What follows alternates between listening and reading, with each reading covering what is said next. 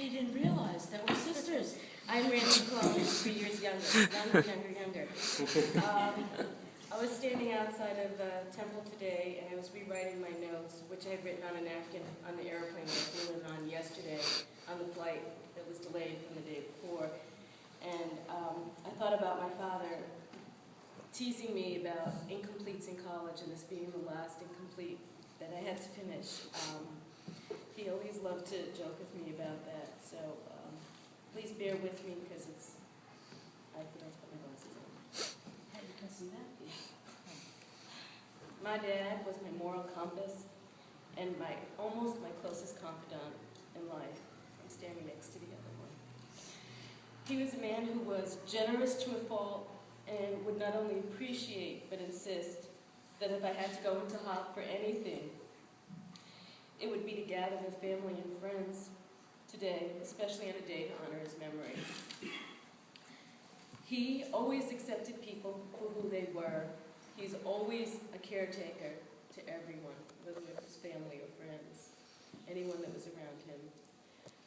Dad helped me to focus on what was truly important: family, friends, love, and a good sweet after dinner.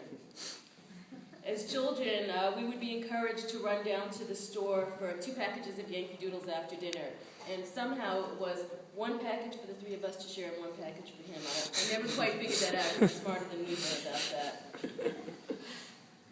When Dad was living alone, I strongly encouraged him to get some company, to get a cat to keep him company. And what happens? Who knew he would come home with 2 guys? The boys, he called them. And these 2 fellows continue to have a pretty good life to this day. These guys would be driven a long way out to Danny's place so that Danny could take care of him whenever Dad was going out of town to travel for many years. I think he just wanted an opportunity to schmooze with Danny and go to Piccolo, which I managed to go to with them at least once, with Benjamin. So there wasn't any trip, there wasn't any activity, there wasn't any experience that didn't involve making sure the kids got a drink and the kids got something to eat with my dad. He loved the ocean or any body of water for that matter. Walking on the boardwalk or around Silver Lake Park when he and I were roommates while I was in college, we would hustle up a long steep hill and go around the park to walk, and it was very difficult for me when Dad would share his issues with walking now, because that was one of the things he loved most in life. And Randy would tell me that he would get his exercise by walking at Target behind the shopping cart. We would bond across the country underneath that bullet. Just a couple more thoughts. As children, he taught us how to pose for portraits. Quick, the pose. He took us to see the Christmas lights on Christmas night because it was less crowded in the city, and it was easier for my mom to get around as well. And we got the Chinese food. Yeah, we did the typical Jewish experience. Dad taught me what good parenting was about, and good divorced parenting as well.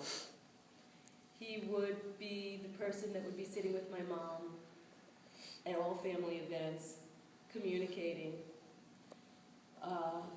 He was able to communicate with my ex-husband, even after the 2 of us no longer could. He was a very good role model for working on that. One of the things I'll miss most is, I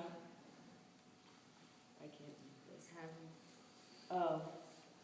having him to bounce all the hard questions off of.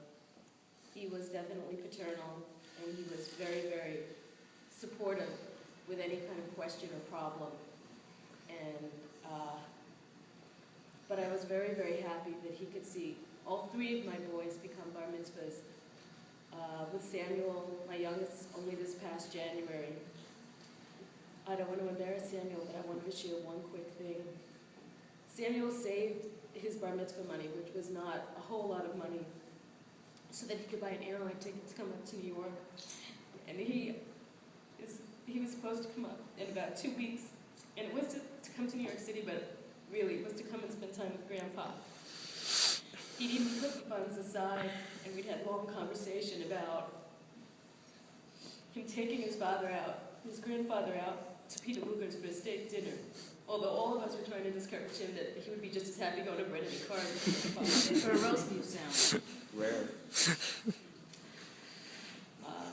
He was someone who put himself out not only for his children but for his grandchildren.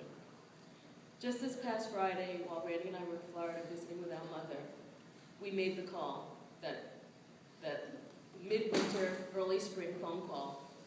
Hi, it's really sunny, it's 75 degrees plus, we're in the sun right now. Pretty cool. Just wanted to let you know, because my father invariably would be down in Savannah with us, and in February would make the call from the beach to everybody.